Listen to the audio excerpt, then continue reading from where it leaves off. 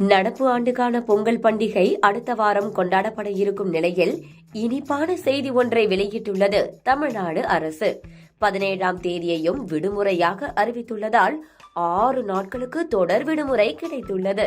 இதையும் தாண்டி ஒரு டாக்டிஸை செய்தால் அதுவே 9 நாள் விடுமுறையாகவும் மாற வாய்ப்புள்ளது. ஒவ்வொரு ஆண்டும் பொங்கல் பண்டிகை என்றாலே தொடர் விடுமுறை காரணமாக வெளியூரில் வேலை செய்வோர், படிப்பவர்கள் என அனைவரும் சொந்த ஊருக்கு படையெடுத்து விடுவர். இதனால் பேருந்து, ரயில்கள் அனைத்தும் நிரம்பி வழியும். அடித்து பிடித்து சொந்த ஊருக்கு போனாலும் ஓரிரு நாட்களில் விடுமுறை முடிந்து திரும்ப வேண்டிய நிலை ஏற்படும். ஆனால் இந்த முறையோ ஜனவரி 14ஆம் தேதி தைப்பொங்கல், 15ஆம் தேதி மாட்டுப் பொங்கல், 16ஆம் தேதி காணும் பொங்கல் என்று 3 நாட்களுக்கு விடுமுறையும், அடுத்து வரும் 18, 19 தேதிகளில் சனி ஞாயிறு என்பதால் அரசு விடுமுறையும் இருக்கிறது.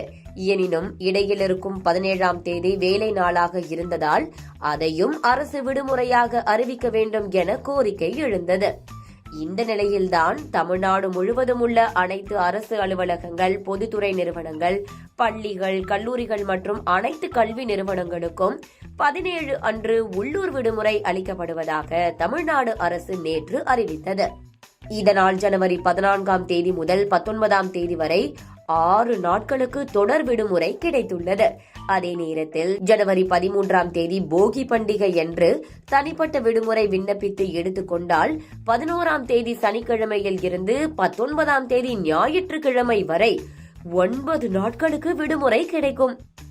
பசங்க படத்தில் விடுமுறை நாட்களை தொடர்ந்து எண்ணி மகிழ்வது போல 9 நாட்களுக்கு லட்டு போல கிடைக்கும் விடுமுறையால் மாணவர்கள் துவங்கி அனைத்து தரப்பினரும் மகிழ்ச்சியில் ஆழ்ந்துள்ளனர். குறிப்பாக ஆபீஸ் வேலை செய்யும் பலரும் 13ஆம் தேதி சிக் லீவ் போடுவோமா இல்ல கேஷுவல் லீவ் போடுவோமா என்று முணுமுணுக்க துவங்கி உள்ளனர். சரி, அப்புறம் நீங்க என்னைக்கு சொந்த ஊர் கிளம்புறீங்க?